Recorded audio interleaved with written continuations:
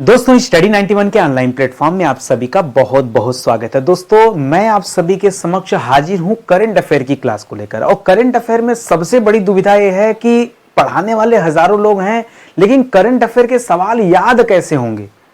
और आज ही नहीं, इसको इस तरह से पढ़ना पड़ेगा कि हमेशा हमेशा के लिए याद हो जाए। मैं कहता हूं आप मुझे थोड़ा सा टाइम दो, ज्यादा नहीं, 10 मिनट का टाइम दो। एक गारंटी मैं आपको देता हूं कि क्लास पढ़ने के बाद याद तो हो ही जाएगा। ठीक है, तो आज मैं आप सभी को 4 फरवरी 2026 के महत्वपूर्ण सवालों को समझाऊंगा, उसके बारे में बताऊंगा और बहुत इत्मीनान से आप चीजों को सुनिएगा और अपने आप चीजें याद हो जाएंगी, मेरा दावा है आपसे। ठीक है, आइए पढ़ना आरंभ करते हैं। पहला सवाल दे रहा है, राष्ट्रपति शासन के बाद मणिपुर का नया मुख्यमंत्री कौन बना है। ठीक है, मेरे पढ़ाने की शैली है दोस्तों, मैं चाहता हूं सवाल का उत्तर सिर्फ आपको नहीं जानना है, उसके अगल बगल की परिस्थितियां भी आपको जाननी है और कौन कौन से सवाल नए बन सकते हैं वो आपको पढ़ना है। ठीक है, तो सिंपल सी बात है दोस्तों, मणिपुर में विवाद चल रहा था और मणिपुर में मुख्यमंत्री बदल गए हैं। ठीक है, तो मणिपुर जिसकी राजधानी कहां है दोस्तों, मणिपुर की राजधानी कहां है, पहले तो आप यही बता दीजिए। ठीक है, मणिपुर की राजधानी। ठीक है, तो याद रखेगा, बताइए मणिपुर की राजधानी क्या है। अरे भाई साहब, अभी तो और समस्या में आप फंस गए। चलिए आप उत्तर देने का प्रयास कीजिए, इसके बाद मैं बताता हूं। पहले मुद्दे की बात करते हैं दोस्तों। राष्ट्रपति शासन लगने के बाद मणिपुर का नया मुख्यमंत्री चुना गया युमनाम खेमचंद को। लेकिन इसके पहले मुख्यमंत्री कौन था, तो ध्यान दीजिएगा, पूर्व मुख्यमंत्री जो थे वो एन बीरेन कुमार थे। ठीक है, पूर्व मुख्यमंत्री वहां पे कौन था दोस्तों, तो लिखिएगा पूर्व मुख्यमंत्री थे एन बीरेंद्र कुमार। ठीक है, एन बीरेंद्र कुमार। ठीक है, एन बीरेंद्र कुमार, ध्यान दीजिएगा, ये पहले के मुख्यमंत्री थे और अब जो नए मुख्यमंत्री बने हैं वो बन गए युमनाम खेमचंद। ठीक है, तो याद रखिएगा नए मुख्यमंत्री। अच्छा, इसको लेके ना काफी बवाल भी चल रहा है। क्यों? क्योंकि दोस्तों ये पहले बड़े विपक्षी थे, एन बीरेंद्र सिंह के बड़े विपक्षी थे, अब इनका नाम आ गया है तो ये भी एक तरह से दोस्तों बड़ा विवाद वहां पे चल रहा है, युमनाम खेमचंद। ठीक है, अच्छा, खेमचंद सिंह के बारे में एक चीज याद रखिएगा, खेमचंद सिंह पुराने दौर में ये ताइक्वांडो प्लेयर थे। क्या थे दोस्तों, ये ताइक्वांडो खिलाड़ी थे। ठीक है, ताइक्वांडो खिलाड़ी। ठीक है, तो परीक्षा में ये सवाल आ सकता है कि बताइए कौन जो है कौन ऐसे मुख्यमंत्री जो पूर्व में ताइक्वांडो खिलाड़ी रह चुके हैं। क्या ये सवाल नहीं बन सकता है? आप बताओ ईमानदारी से। ठीक है, आप बताओ ईमानदारी से, ये सवाल बन सकता है कि नहीं, तो इसको आप जरूर याद रखेंगे। ठीक है, इसी तरह से एक और महत्वपूर्ण सवाल है कि भैया यहाँ राज्यपाल कौन है। ठीक है, राज्यपाल, तो यहाँ के राज्यपाल हैं, क्या नाम है, अजय कुमार भल्ला नाम है। ठीक है, अजय कुमार भल्ला। अजय कुमार भल्ला जी पहले दोस्तों पूर्व में गृह सचिव रह चुके हैं। ठीक है, पूर्व में क्या रह चुके हैं, ये गृह सचिव रह चुके हैं केंद्र सरकार के। ठीक है, अब इनको दोस्तों राज्यपाल बनाया गया मणिपुर का। ये तो सिंपल सा सवाल हो गया।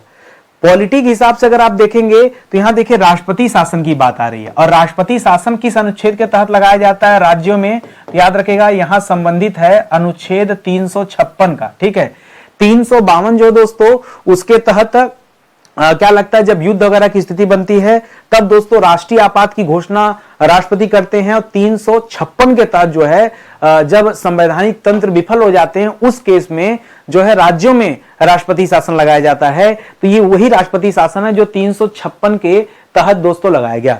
एक और यहां पर अधिनियम आता है, अधिनियम नहीं, एक और यहां पे अनुच्छेद आता है, अनुच्छेद 365। ये आपको नहीं पता, 356 ज्यादातर बच्चों को पता होगा लेकिन 365 नहीं पता होगा आपको। ठीक है, अनुच्छेद 365।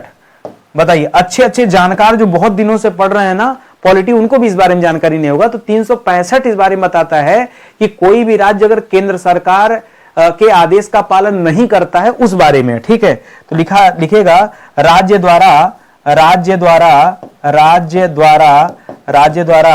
केंद्र शासन के आदेश की अवहेलना करना। ठीक है, अगर कोई भी राज्य क्या कर सकता है, उसका पालन नहीं करता है, आदेश का पालन न करना, लिख लीजिए ज्यादा सही है, आदेश का पालन न करना। ठीक है, ये दोस्तों अनुच्छेद 365 के तहत आता है। ठीक है, तो इस चीज को दोस्तों आप याद रखेंगे। इतनी बात, इतना चीज अगर आपको पता है तब समझिए कि अब जो है करंट अफेयर आपका तैयार है। इस तरह से पढ़ना पड़ेगा। ठीक है, अच्छा, इसको ढूंढा आपने, ढूंढा कि नहीं ढूंढा? तो इसकी राजधानी दोस्तों कहां है, मणिपुर की राजधानी है इंफाल। कहां पे है, मणिपुर की राजधानी इंफाल है। कोहिमा मत कहिएगा, कोहिमा नागालैंड की राजधानी है। आइजोल जो है वो मिजोरम की राजधानी है, ठीक है। तो इस तरह से याद, असम की राजधानी दिसपुर है, अरुणाचल प्रदेश की राजधानी ईटानगर है, त्रिपुरा की राजधानी अगरतला है। पता होना चाहिए भाई, अरे कितने राज्य हैं, 28 राज्य हैं, अगर उनकी राजधानी आपको ना पता हो फिर तो कमजोर है आप पढ़ने में, ठीक है। कम से कम इतना जानकारी आप रखिए। इतनी बात समझ में आ गया। करंट अफेयर ऐसा ही पढ़ना है, कोई सवाल लेना है उसको इतना तोड़ मरोड़ देना है कि सारी बातें आपको याद हो जाए, ठीक है। आइए मुद्दे की बात करते हैं। अगला सवाल दे रहा है एयरपोर्ट अथॉरिटी ऑफ इंडिया, ठीक है। अच्छा, ये जो दोस्तों AAI जो देता है, ये AAI ही फुल फॉर्म है किसका दोस्तों? ये फुल फॉर्म है एयरपोर्ट अथॉरिटी ऑफ इंडिया का, ठीक है। इसी को क्या कहते हैं? एयरपोर्ट, आगे पीछे कर लेने तो बंद टूट रहा है इसका sequence. Airport authority of India, ठीक है, AAI इसी को कहते हैं। और ये सवाल दोस्तों इसलिए इंपॉर्टेंट है क्योंकि पहली बार इसके बोर्ड में किसी महिला को प्रवेश दिया गया है और अभी तक दोस्तों कोई महिला इसमें नहीं थी। पहली बार दोस्तों इसका जो बोर्ड है, AI का जो बोर्ड है, उस बोर्ड में पहली महिला, ठीक है, पहली महिला की नियुक्ति, ठीक है, पहली महिला की नियुक्ति हुई है। इसीलिए तो यह सवाल जो है इंपॉर्टेंट बन गया है। तो पहली महिला कौन है दोस्तों? क्या इनका नाम अंजलि शर्मा है? नहीं, इनका नाम है निवेदिता दवे। क्या नाम है दोस्तों? निवेदिता दवे नाम है। एक सवाल और आप यहां पे याद रखेगा, ये जो AAI है इसका मुख्यालय कहां है? तो याद रखेगा नई दिल्ली में। AI का मुख्यालय नई दिल्ली में है। और ये प्राधिकरण दोस्तों कब बना था? ये इस प्राधिकरण की स्थापना कब हुआ था? ये भी इंपॉर्टेंट सवाल है। तो पहले मुख्यालय लिख लीजिए दोस्तों, इसका मुख्यालय है नई दिल्ली में, ठीक है। और ये प्राधिकरण दोस्तों कब बना था? ठीक है। अगला सवाल है कि यह प्राधिकरण यह कब बना? तो 1 अप्रैल 1995 को। कब बना दोस्तों? 1 अप्रैल 1995 को यह प्राधिकरण बना है। तो ये भी आप याद रखेंगे। कम से कम आप AI के बारे में इसी के साथ पढ़ लीजिए, समझ लीजिए। अब अगर इतनी चीज जानते हैं, इससे ज्यादा नहीं जानना है। इससे ज्यादा अगर आपको कोई पढ़ा रहा है तो जान लीजिए उसका परीक्षा से कोई लेना देना नहीं है, ठीक है। अनायास का क्या होगा? वीडियो लंबा होगा, नुकसान आपका होगा। आगे बढ़ते अपने अगले सवाल पर आइए। अगला सवाल दे रहा है क्रॉफर्ड पुरस्कार 2026। अच्छा, ये जो क्रॉफर्ड पुरस्कार है दोस्तों, ये इंपॉर्टेंट इसलिए है, दो कारण से इंपॉर्टेंट है। क्योंकि क्रॉफर्ड पुरस्कार, पहली बात ये भारतीय मूल के व्यक्ति को दिया गया है। क्रॉफर्ड पुरस्कार 2026 जो है दोस्तों, ये किसे दिया गया है? यहां तो सवाल में लिखा है कि किस भारतीय मूल के वैज्ञानिक को दिया गया। भारतीय मूल के वैज्ञानिक हैं जयंत नरलिकर नहीं, वी रामकृष्णन नहीं, वीरभद्र रामनाथन। किसे दिया गया है? वीरभद्र रामनाथन को यह पुरस्कार दिया गया है। पुरस्कार का नाम क्या है? क्रॉफर्ड पुरस्कार। इस क्रॉफर्ड पुरस्कार को दोस्तों, अच्छा, ये जो वीरभद्रन जी थे, ये जलवायु वैज्ञानिक हैं। अगर मान लीजिए सवाल आए कि किस टाइप के वैज्ञानिक है, वैज्ञानिक तो दे दिया, लेकिन किस टाइप के वैज्ञानिक है दोस्तों, तो याद रखेगा, ठीक है, यहां अलग से लिख लीजिएगा, वीरभद्र रामनाथन, ठीक है, वीरभद्र रामनाथन। ये क्या है दोस्तों? याद रखेगा, ये जलवायु वैज्ञानिक हैं, ठीक है, जलवायु वैज्ञानिक हैं और भारतीय मूल के हैं। दोनों बातें यहां याद रखेंगे, जलवायु वैज्ञानिक हैं और क्या है दोस्तों, ये भारतीय मूल के व्यक्ति हैं, ये आप याद रखेंगे। अच्छा, इसे दोस्तों कहा क्या जाता है? ये जो आप पुरस्कार देख रहे हैं, इसको भूविज्ञान का नोबेल कहा जाता है। इस पुरस्कार को क्या कहा जाता है? इस पुरस्कार को याद रखेंगे, इसे कहा जाता है भूविज्ञान का नोबेल, ठीक है। ओरिजिनल वाला नोबेल तो नहीं है, जो नोबेल होता है ना, वो अल्फ्रेड नोबेल की याद में दोस्तों उसको बांटा जाता है। वो स्टॉकहोम, स्वीडन की राजधानी स्टॉकहोम में, वहां से बढ़ता है, लेकिन ये अलग है थोड़ा, ठीक है। तो इस चीज के लिए दोस्तों इतनी चीजें आप याद रखेंगे। और आगे बढ़ते हैं, अपने अगले सवाल पर आते हैं। अगला सवाल दोस्तों दे रहा है, अमेरिका ने भारत पर आयात शुल्क 50% से घटाकर कितना कर दिया? 100 आया था, फिर कम करते करते 50 तक आया। अब दोस्तों 50 से घटाकर दोस्तों कितना कर दिया है? क्या 20% नहीं, 18% कर दिया है। 15 भी नहीं और 10 भी नहीं। सवाल ये आ जाता है कि सर भारत का तो ठीक है कि भारत पर दोस्तों 18% का जो शुल्क लगाया, टैरिफ लगाया, जिसे 18% का एक टैरिफ लगाया है, ये आजकल खूब चर्चा में बना हुआ है। सवाल ये आता है कि हमारा पड़ोसी जो पाकिस्तान है, उस पर कितने का टैरिफ है? तो पाकिस्तान पर टैरिफ दोस्तों 19% का है। कम से कम देखिए ना, हमारे जो पड़ोसी हैं उनके बारे में तो आपको पता होना चाहिए। इसी तरह एक तरफ पाकिस्तान है, पश्चिम की तरफ पूरब में बांग्लादेश है। बांग्लादेश पे टैरिफ लगाया 20%, ठीक है। बांग्लादेश पर टैरिफ कितना दोस्तों अमेरिकन लगाया है? बांग्लादेश पर 20% टैरिफ है। अच्छा सर, ऊपर की तरफ जो चाइना है, उस चाइना पे कितनी टैरिफ? उस पे तो बढ़ा दिया, उस पे 37% की टैरिफ है, ठीक है। 19 दूना के 38, हमसे लगभग दोगुना, एकदम दोगुना तो नहीं है, ठीक है। तो याद रखेगा, चीन पर कितनी टैरिफ लगाया दोस्तों? टैरिफ लगाया है, ये लगाया दोस्तों 37% की टैरिफ है।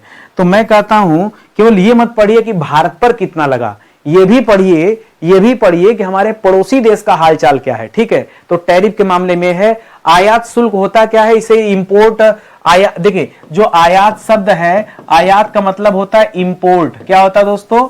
आयात का मतलब होता है इंपोर्ट, और इंपोर्ट का मतलब क्या होता है? जब आप विदेश से सामान मंगाते हैं तब उसी को दोस्तों आयात करना कहा जाता है।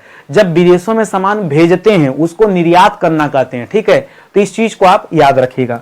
और आगे बढ़िए, अगला सवाल दे रहा है, एटीपी डबल्स रैंकिंग के टॉप 20 में पहुंचने वाले पहले भारतीय पुरुष टेनिस खिलाड़ी कौन है? देखिए क्या लिख रहा दोस्तों, ये पहले भारतीय पुरुष टेनिस खिलाड़ी बन गए, ठीक है, टॉप 20 में पहुंचने वाले, ठीक है। तो याद रखेगा, ये इनका नाम है दोस्तों यूकी भांबरी। क्या नाम दोस्तों? यूकी भांबरी, ठीक है। अच्छा, आज जब मैं इसके बारे में पढ़ रहा था दोस्तों, तो मैंने सोचा ये एटीपी डबल्स होता क्या है, ठीक है। मैंने अपने लिए, मुझे ये नहीं समझ में आ रहा था ये एटीपी डबल्स क्या होता है। रटने को हम लोग रट लें, अपनी जगह है, लेकिन कम से कम दोस्तों ये पता होना चाहिए कि एटीपी डबल्स कहते किसे। यहां पर टी टेनिस को बताता है, पी प्रोफेशनल को बताता है, ए मतलब क्या हो जाता है दोस्तों? ये एसोसिएशन को बताता है, एसोसिएशन ऑफ टेनिस प्रोफेशनल, यानी जितना भी टेनिस खेलने वाले लोग हैं, लिखेगा एसोसिएशन ऑफ टेनिस प्रोफेशनल, ठीक है, टेनिस प्रोफेशनल, ठीक है। ये दोस्तों इसका फुल फॉर्म होता है। तो एसोसिएशन ऑफ टेनिस प्रोफेशनल, जितना भी टेनिस खेलने वाले लोग हैं ना, उनको यहां पे रखा जाता है। और ये एक रैंकिंग बनाता दोस्तों। इसमें रैंकिंग बनती कैसी है? तो याद रखेगा, 52 सप्ताह, ठीक है, 52 सप्ताह का सर्वश्रेष्ठ अंक जोड़ा जाता है, ठीक है, जोड़ा जाता है।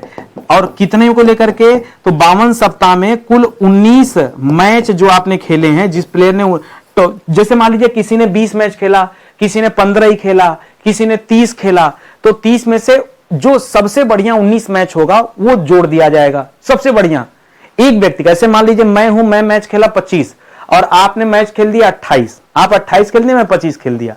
अब मेरे 25 अलग अलग मैच में, हर मैच में अलग अलग पॉइंट मिला होगा, आपको भी अलग अलग पॉइंट मिला होगा। तो जो मेरा टॉप 19 होगा उसको मैं जोड़ूंगा और आपका टॉप 19 आप जोड़ेंगे, ठीक है। तो उसके हिसाब से रैंकिंग दिया जाता है। उस रैंकिंग में पहली बार ये यूकी भंडारी जी रखे गए। क्या इसके पहले भी कोई भारतीय था? हाँ, इसके पहले भी दोस्तों थे। तो अच्छा देखिए, अब यहां पे एक शब्द लिखा डबल्स। डबल्स का मतलब हो जाता है दोस्तों, प्रोफेशनल में देखिए गेम में भी जोड़े के साथ खेला जाता है, युगल के साथ खेला जाता है। तो उस वाले केस में दोस्तों यूकी भंडारी को याद रखेंगे, यूकी भंडारी नहीं, भांबरी को, ठीक है, यूकी भांबरी को याद रखेंगे।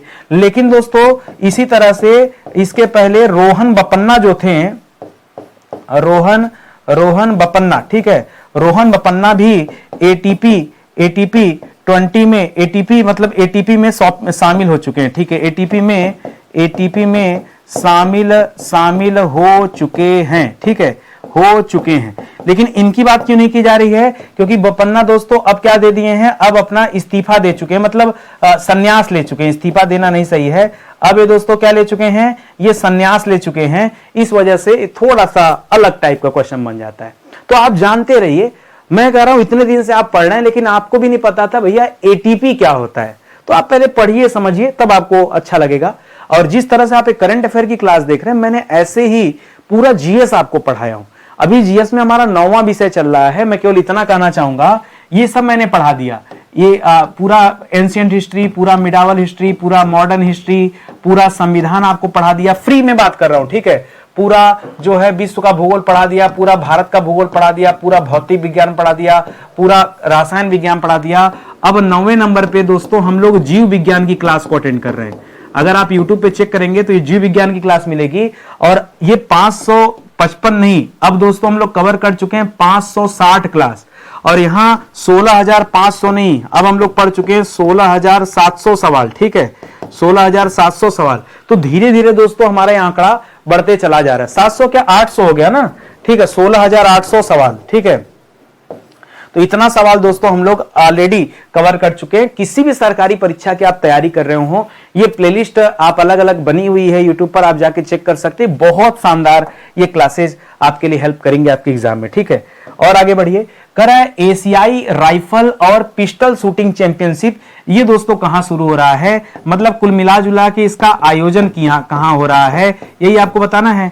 तो देखिए, बच्चा बच्चा जानता है कि भैया आयोजन नई दिल्ली में हो रहा है। ठीक है, कहां हो रहा है दोस्तों, नई दिल्ली में। तो आपका उत्तर तो दोस्तों नई दिल्ली सही हो जाएगा, लेकिन अगर पूछ दिया नई दिल्ली में कहां हो रहा है, क्योंकि ये पिस्टल शूटिंग चैंपियनशिप है, तो ये किसी न किसी उसमें खेला जाए, जैसे क्रिकेट के लिए स्टेडियम होता है उसी तरह इसका भी बना होता है। ठीक है, तो डॉक्टर करड़ी सिंह शूटिंग रेंज है। ठीक है, दिल्ली में है डॉक्टर करड़ी सिंह शूटिंग रेंज। ठीक है, करड़ी सिंह शूटिंग रेंज। ठीक है, इस शूटिंग रेंज में दोस्तों ये खेला जा रहा है, ये आप याद रखेंगे। ठीक है, अच्छा, क्या इसके अलावा सर और कुछ इंपॉर्टेंट सवाल है, मुझे तो नहीं लग रहा है यहां पर। ठीक है, एशियाई राइफल में इतना चीज तो दोस्तों आप याद रखेंगे।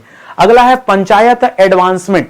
जहां नहीं जानने लायक है मैं वहां दिमाग नहीं खर्च करता हूं ज्यादा। ठीक है भाई, अभी इसका आयोजन हुआ नहीं है, अभी आयोजन शुरू हो रहा है। अब इससे ज्यादा मैं क्या बताऊं, पहला हो गया आयोजन दिल्ली में हो रहा है। दिल्ली में कहां हो रहा है, तो डॉक्टर करड़ी सिंह जो है शूटिंग रेंज वहां हो रहा है। ठीक है, तो ये पढ़ा दिया। और मैं ये पूछ सकता है इसे कितने देश के लोग प्रतिभाग कर रहे हैं, कितने लोग उसमें हिस्सा लेंगे, ये भी पूछ सकता मान लीजिए, तो ये भी लिख लीजिए। तो प्रतिभाग दोस्तों कितने कर रहे हैं, प्रतिभाग। ठीक है, प्रतिभाग देश कितने हैं दोस्तों, तो लगभग 20 देश इसमें हिस्सा ले रहे हैं। ठीक है, और प्रतिभागी कितने हैं दोस्तों, प्रतिभागी यानी कितने लोग, कितने जो है शूटिंग वाले हिस्सा लेंगे, तो लगभग 300 प्रतिभागी इसमें हिस्सा लेंगे। ऐसे करके लिख लीजिए तो थोड़ा और आपकी जानकारी बढ़ जाए। ठीक है, चलिए और आगे चलते हैं, अपने अगले सवाल पर आते हैं। अगला दे रहा है पंचायत एडवांसमेंट इंडेक्स। दोस्तों इसको PAI बोलते हैं। PAI का मतलब क्या हो जाता है, ध्यान दीजिएगा। PAI का मतलब, P माने हो जाता है पंचायत, P माने क्या हो जाता है, P का मतलब हो जाता है पंचायत, A का मतलब हो जाता है दोस्तों एडवांसमेंट। ठीक है, और T का मतलब, I का मतलब हो जाता है इंडेक्स। I का मतलब क्या होता है, इंडेक्स। और इसके आगे लिखा है 2.0, यानी एक बात तो तय है कि इसके पहले एक बार और A जो है चुनाव हुआ रहा होगा। ठीक है, तो आप मुझे पहले ये बताइए, जब ये PAI 1.0 चल रहा था, यानी वो रहा होगा पिछले साल 2025 में, तब भी तो कोई ना कोई राज्य यहां पे आगे रहा होगा। तो उस समय दोस्तों कौन कौन राज्य आगे था, उस समय गुजरात और तेलंगाना ने खिताब जीता था। ठीक है, गुजरात और तेलंगाना ने यह खिताब जीता था। इस बार दोस्तों ये जो किया गया PAI, ठीक है, पंचायत एडवांसमेंट इंडेक्स का जो 2.0 वर्जन आया, इस वर्जन में कौन सी पंचायतें चुनी गई, किस राज्य की, तो इस बार दोस्तों त्रिपुरा राज्य सर्वश्रेष्ठ राज्य है, जहां की पंचायतों को स्थान दिया गया। तो इस बार आपका उत्तर क्या है दोस्तों, त्रिपुरा। ज्यादातर बच्चे पता क्या देंगे, जिसको तुक्का मारना होता है वो केरल मारता है, सोचता वहां पे पढ़े लिखे लोग ज्यादा हैं, लिटरेसी रेट ज्यादा, 100% लिटरेसी रेट है। अब इससे ज्यादा क्या चाहिए, 100% साक्षरता है। ठीक है, तो इस चीज के हिसाब से बच्चा यही सोचता, लेकिन यहां पे मामला अलग है। ये त्रिपुरा है, ये 2026 का आंकड़ा है। ये जो त्रिपुरा वाला आप देख रहे हैं दोस्तों, ये त्रिपुरा ने 2026 में जो अपना ये नाम कमाया, जबकि 2025 का आंकड़ा उठा के देखेंगे तब दोस्तों गुजरात और तेलंगाना आपका जवाब होगा। ऐसे तोड़कर ही पढ़ना है आपको, बहुत ज्यादा नहीं याद रखना। कई बार बच्चा सोचता है करंट अफेयर कितना पढ़े, 4, 6, 10 लाइन नहीं पढ़ना है। इसी तरह से पढ़िए भाई, छोटा सा दिमाग, उसमें बहुत कुछ भर के रखना है, तो बस इतना भर लीजिए तो ज्यादा अच्छा है। करा हाल ही में व्हाइट टाइगर ब्रीडिंग सेंटर, ये दोस्तों कहां खुल रहा है। अब आपको पता होना चाहिए कि देश में व्हाइट टाइगर पाए कहां जाते हैं। ठीक है, व्हाइट टाइगर दोस्तों पूरे देश में कहां पाए जाते हैं, सिर्फ दोस्तों एकमात्र स्थान है, वह है दोस्तों रीवा। वह कौन सा स्थान है, रीवा। ठीक है, रीवा में पाए जाते हैं। तो सिंपल सी बात है, जहां पाए जाते हैं वहीं पर एक ब्रीडिंग सेंटर बना होगा। व्हाइट टाइगर ब्रीडिंग सेंटर, प्रजनन केंद्र, ये कहां बना है, ये रीवा में बना है। तो इसको याद रखेगा, सफेद, इसको क्या बोलते हैं, सफेद बाघ। व्हाइट टाइगर मतलब सफेद बाघ प्रजनन केंद्र। ठीक है, प्रजनन केंद्र ये दोस्तों बना है कहां पर, ये रीवा में बना है। और रीवा कहां दोस्तों, रीवा आपका मध्य प्रदेश में है, ठीक है, रीवा मध्य प्रदेश में। अच्छा एक चीज दोस्तों और आपसे पूछ सकता है कि चलो रीवा तो ठीक है, चलो एक बात हमने समझ लिया कि भैया ये मध्य प्रदेश में बना, मध्य प्रदेश में जो जिला है दोस्तों रीवा जिला में, लेकिन रीवा जिला के अंदर ये जो बाघ वाला है कहीं ना कहीं टाइगर रिजर्व होगा ना, उसका नाम सर क्या है, ये एक्चुअली रीवा का गोविंदगढ़ क्षेत्र है, ठीक है, रीवा में गोविंदगढ़ क्षेत्र, ठीक है, गोविंदगढ़ क्षेत्र में दोस्तों ये बाघ प्रजनन केंद्र जो है बनाया जा रहा है, इसको मंजूरी दिया गया है। और ये हिस्सा है मुकुंदपुर व्हाइट टाइगर सफारी का। ये हिस्सा किसका दोस्तों, Mukundpur white tiger safari, white tiger safari, ठीक है, ये दोस्तों उसी का हिस्सा है। तो इसमें से कुछ भी दे सकता है बच्चा, मध्य प्रदेश पढ़ के बैठा है रीवा दे दिया, नहीं रीवा दिया तो गोविंदगढ़ दे दिया, नहीं गोविंदगढ़ दिया तो मुकुंदपुर का क्षेत्र दे दिया। अब जो इतना ज्यादा पढ़ा होगा वो तो समझ पाएगा, और जो मध्य प्रदेश के पढ़ के भाग गया होगा उसका क्या बताइए, वो कैसे उत्तर देगा, उत्तर वो दे ही नहीं पाएगा। इस वजह से मैं कहता हूं आप डिटेल में पढ़िए। आगे देखिए अगला सवाल, करा world sea food Congress. Congress दोस्तों पार्टी नहीं है, कांग्रेस एक तरह का समिट है। क्या है दोस्तों, यह एक तरह का समिट है, एक तरह का सम्मेलन है। कांग्रेस का मतलब यहां पे क्या दोस्तों, कांग्रेस का मतलब एक तरह के सम्मेलन से होता है, ये आप याद रखेंगे। कई बार कांग्रेस नाम आता तो हमें लगता है पार्टी का है, नहीं पार्टी का नहीं है। वर्ल्ड सी फूड समिट जो है, कांग्रेस समिट, ये 2026 की मेजबानी पहली बार दोस्तों भारत कर रहा है, ठीक है। इसका आयोजन दोस्तों पहली बार भारत में हो रहा है। तो कहां पर इसका आयोजन किया जा रहा है, यह आयोजन हो रहा है चेन्नई में। कहां हो रहा है दोस्तों, इसका आयोजन पहली बार कहां हो रहा है दोस्तों, चेन्नई में हो रहा है। ये जवाब आप याद रखेंगे, ये ऑप्शन नंबर डी दोस्तों इस सवाल का सही उत्तर हो जाएगा। पहली बार वर्ल्ड सी फूड कांग्रेस 2026 का जो समिट हो रहा है दोस्तों, ये चेन्नई में आयोजित किया जा रहा है, ये आप याद रखेंगे, ठीक है। और ये क्या है दोस्तों, एक तरह का आप कह सकते हैं वैश्विक समुद्री, सी फूड मतलब क्या हो गया, समुद्री, फूड मतलब खाद्य, ठीक है, समुद्री खाद्य कांग्रेस, ठीक है, कांग्रेस समिट है, ठीक है, जो कि 2026 में आयोजित किया जा रहा है। और इसका आयोजन दोस्तों कहां पे हो रहा है, ये चेन्नई में हो रहा है। ये चीज आप याद रखेंगे, ठीक है। और कौन इसे करवा रहा है, कई बार ये भी सवाल पूछ सकता है। तो इसको करवा रहा है पीडीए, कौन करवा रहा है, पीडीए। तो पीडीए वेंचर्स करवा रहे हैं। अच्छा इसमें 2 लोग शामिल हैं, ठीक है, वो समाजवादी वाला पीडीए नहीं दोस्तों, ये पीडीए वेंचर्स है, ये इंटरनेशनल है, ठीक है। तो एक तरफ दोस्तों पीडीए वेंचर्स हैं और दूसरे तरफ जो फिश वालों का एसोसिएशन हैदराबाद में है, वो दोस्तों यहां पे जो है ये मीटिंग करवा रहा है। तो राष्ट्रीय मत्स्य विकास बोर्ड आप लिखेगा, राष्ट्रीय मत्स्य विकास बोर्ड, ठीक है, मत्स्य विकास बोर्ड, ये है दोस्तों आपके हैदराबाद में, ठीक है। ये दोनों लोग दोस्तों मिलकर दोस्तों इसका आयोजन करा रहे हैं, ठीक है। तो याद रखेगा ये हैं आयोजनकर्ता, पहली बार भारत में हो रहा है, लेकिन कौन इसका आयोजन करा रहा है। तो इस तरह से ये सवाल भी आप याद रखेंगे। तो फिलहाल आपका उत्तर जो है वो चेन्नई जो है सही जवाब हो जाएगा। और आगे बढ़िए अपने अगले सवाल पर आइए। करा भारत और किर्गिस्तान के बीच में एक संयुक्त सैन्य अभ्यास किया जा रहा है। पहली बात तो यही है कि ये जो संयुक्त सैन्य अभ्यास है, संयुक्त सैन्य अभ्यास जो किया जा रहा है, ये किस देश के बीच में किया जा रहा है, ये भारत और किर्गिस्तान के बीच में हो रहा है, ठीक है। भारत और किर्गिस्तान, ठीक है, किर्गिस्तान की दोस्तों राजधानी कहां है, हमको पढ़े बहुत दिन हो गया, शायद बता रहा हूं, शायद इसकी राजधानी है बिश्केक। क्या है दोस्तों, बिश्केक राजधानी है। मैंने इसको कैसे याद किया था, आज की बात नहीं है। किर्गिस्तान में एक सांप जैसा बैठा हुआ, देखिए उड़ने वाला, देखिए ग के ऊपर है, उसी से याद रखेगा। सांप के पास बिस होता है, तो बिश्केक, बहुत दिन का पढ़ा हूं, हो सकता है गलत हो, मैं स्टार लगा दे रहा हूं, ठीक है। मुझे एट ए टाइम जो बातें याद आती है मैं आपसे शेयर कर देता हूं, इसलिए मैं क्षमा चाहता हूं अगर कहीं से कुछ गलत निकल जाए। अच्छा, ये दोनों देश दोस्तों, ये जो संयुक्त सैन्य अभ्यास है, इसको नाम दिया गया खंजर, ठीक है, खंजर अभ्यास, ठीक है। क्या नाम दिया गया है, खंजर अभ्यास। सवाल ये है, ये खंजर अभ्यास का आयोजन दोस्तों कहां पे किया जा रहा है, इसका आयोजन कहां पे हो रहा है, तो क्या उत्तराखंड में हो रहा है, नहीं, लद्दाख में नहीं, असम के मीसामारी में हो रहा है। कहां पे हो रहा है दोस्तों, असम में एक जगह है मीसामारी, वहां पे इसका आयोजन किया जा रहा है। कहां पर, असम के मीसा मारी में क्या किया जा रहा है, ये किर्गिस्तान के साथ जो संयुक्त सैन्य अभ्यास है खंजर, ये किया जा रहा है 4 से लेकर 17 फरवरी तक ये होगा। ठीक है, कब से कब तक दोस्तों, 4 से लेकर 17 फरवरी 2026 तक ये आयोजन होगा। ये आप याद रखें, इतने दिन तक दोस्तों ये आयोजन होगा। आतंकवाद को रोकने के लिए दोस्तों इसमें इसका उद्देश्य क्या है, कई बार उद्देश्य भी पूछ सकता है। ठीक है, तो इसका उद्देश्य है आतंकवाद के खिलाफ। ठीक है, ये आतंकवाद के विरुद्ध जो है ये प्रैक्टिस चल रही है, ये आप याद रखेंगे। ये उद्देश्य है, भाई हर चीज का अपना उद्देश्य होता है, कुछ ना कुछ ऑब्जेक्ट होता है, तो ये है। और इसी के साथ आज का सवाल समाप्त होता है। ठीक है, आप भरोसा कीजिए, कभी मेरा पेड कोर्स आप पढ़ के देखिए, कम से कम डेमो पढ़ के देखिए, आनंद आ जाएगा। बहुत शिद्दत से, बहुत मेहनत से मैंने एक एक सब्जेक्ट का पेड कोर्स बनाया। कंप्लीट हिस्ट्री का है, हिंदी का है, संविधान का है, आने वाले समय में ज्योग्राफी वगैरह का भी आ जाएगा। बहुत शानदार सा बैच है। एक बार एक विषय पढ़ लेंगे, दोबारा उस विषय को कभी नहीं पढ़ना पड़ेगा।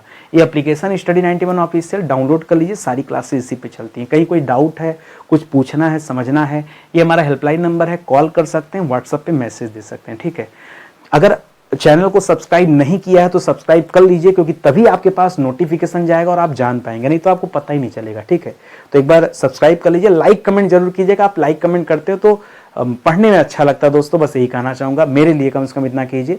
बहुत बहुत धन्यवाद आप सभी का, मिलते हैं अगले लेक्चर में। तब तक के लिए जय हिंद, जय Bharat, thank you so much.